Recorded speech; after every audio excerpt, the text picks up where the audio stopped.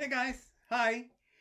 It's David Elliott again, and we're here to read chapter 3 of Evangeline Mudd and the Golden Haired Apes of the Icky Nasty Jungle, written by someone you know, me, and illustrated so fantastically by the one and only Andrea Wesson. So, how are you all today? I hope nobody's too crabby today. I'm feeling kind of good.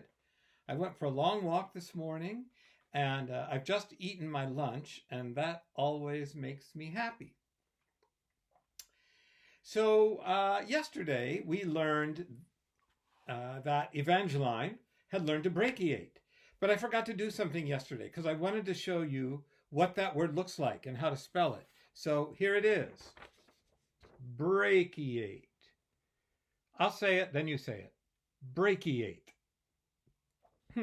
Brachiate. I wonder how many syllables it has. Brachiate. Yeah, 3. So there it is. It's got that CH in the middle, right? But it sounds like a K. Brachiate. And you all know what it means. It means when gorillas and chimpanzees, how they move around in the jungle by swinging. When they're doing that, they are brachiating.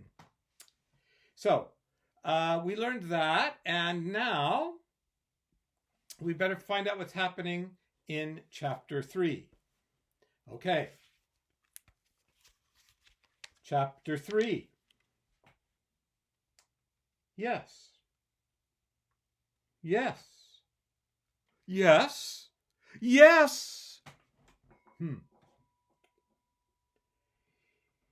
Evangeline's musical education began not long after her 6th birthday.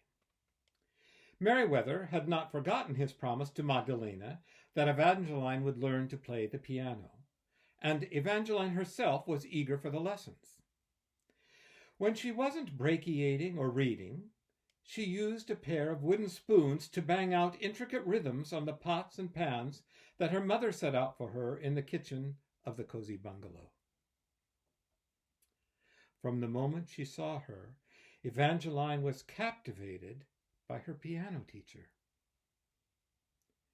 Madame Valentina Klaudishkaya was a small woman with pale blue eyes, a huge mouth, and a beaky nose, a nose highlighted by the plumed turbans she always wore. With her matching caftans rustling and shushing whenever she moved, she looked much more like a wizard than a piano teacher. And in a way, she was. At Evangeline's first lesson, Madame Klaudishkaya sat her down at the piano and told her to play something. This piano, whose wing-shaped lid soared to the ceiling in a kind of permanent salute, had been made especially for the teacher, a gift from a Russian prince who had fallen madly in love with her the first time he heard her play chopsticks. It was the most extraordinary object Evangeline had ever seen. Its white keys were inlaid with mother of pearl, and its black keys were carved of the finest ebony. Its pedals, which were suspended from an elaborate scroll, were plated with gold, and its black case, which gleamed so brilliantly in Madame Klaudishkaya's living room, had been lacquered and polished by a master of that ancient art.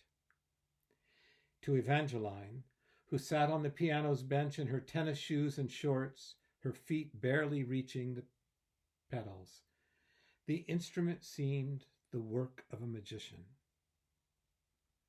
But though she seemed so plain and the piano seemed so marvelous, the girl was not intimidated. After all, zipping around the treetops is not for the timid of heart. So when Madame Klaudishkaya said, "Well, let's see what you can do, child," Evangeline raised her hands over the keys without the slightest hesitation and let fly. She played high. She played low. She tinkled and trilled and twittered the keys.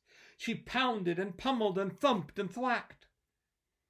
An observer might have supposed that Evangeline was engaged in some kind of battle in which it was necessary to get every possible sound out of that piano before either she or the instrument exploded. The result wasn't exactly music, but it wasn't just noise either.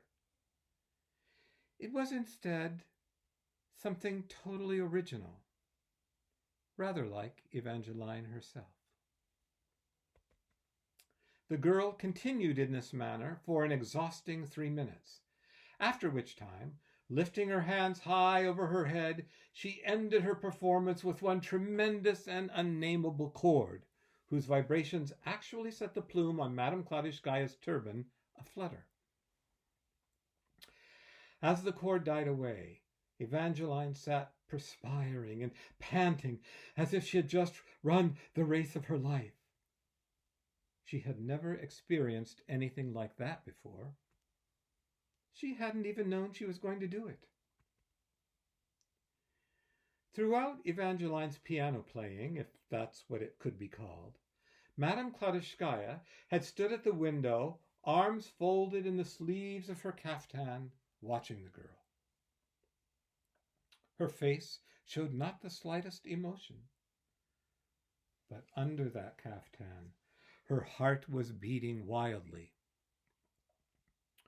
Once the final note of that last chord died away, she spoke. "That was the worst racket I have heard in my life," she said. "The neighbors have probably called the police."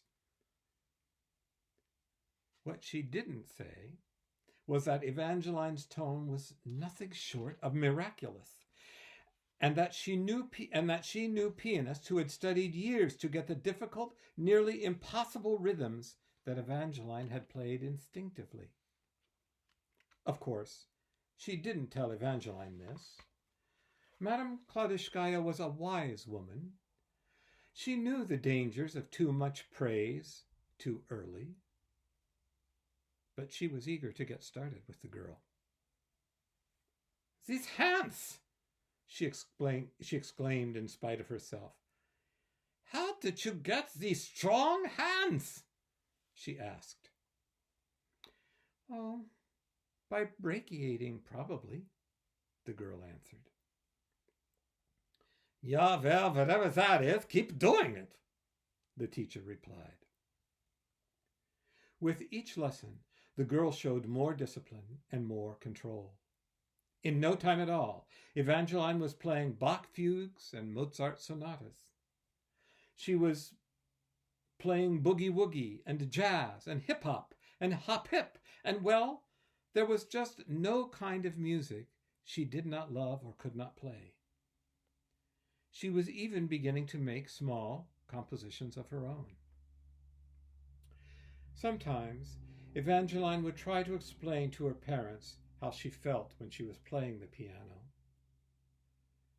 It's like brachiating," she would say, "only with my heart." By now, Evangeline was 9 years old. Meriwether and Magdalena had had to make more and more concessions regarding their plan to raise their daughter. School, of course, was one of them. Still, the Mudds had done a pretty good job of it, and the little threesome was as happy as could be.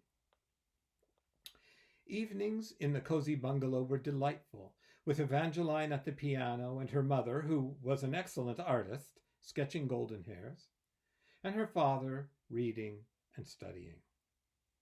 Occasionally, one of the three would sneak up on the others, and before you knew it, they were tickling and chasing and flying around the room like three golden-haired apes of the icky nasty jungle. They were engaged in just exactly this kind of monkey play when the phone call came. Now, I don't know about you, but I don't care much for phone calls. They usually come at the worst possible times, like when you are about to take your first bite of the butterscotch sundae that you had been dreaming of all day. Or when you are about to meet your cousin at Go Fish, and you know the minute you get up to answer the phone, he'll cheat and rig the deck. Be that as it may, when the phone rings, someone usually feels obliged to answer it. In this case, it was Evangeline's father.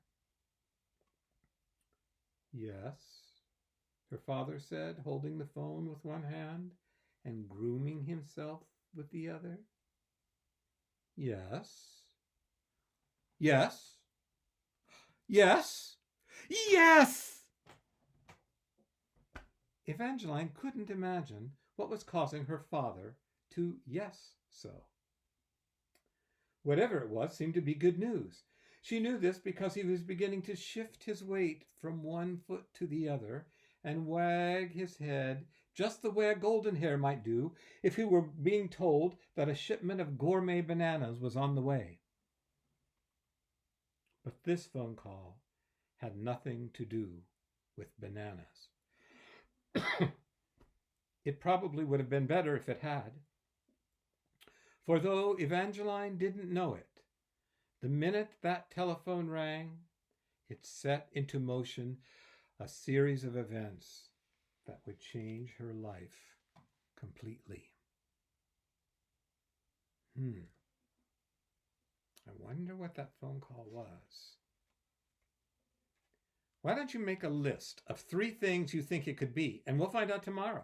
You might be right. Who knows? Well, let me show you some, before we end, let me show you some art from this chapter. Here is Madame Valentina Klaudishkaya.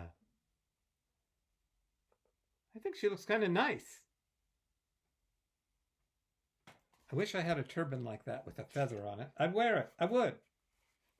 And here is Evangeline's tall father getting that phone call, saying yes, yes, yes, yes, but we don't know why.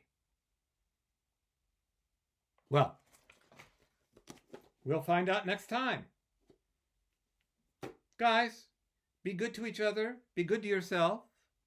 Be good to your parents. I guess just be good. Why not? Okay, stay safe now and try to have some fun today. Bye.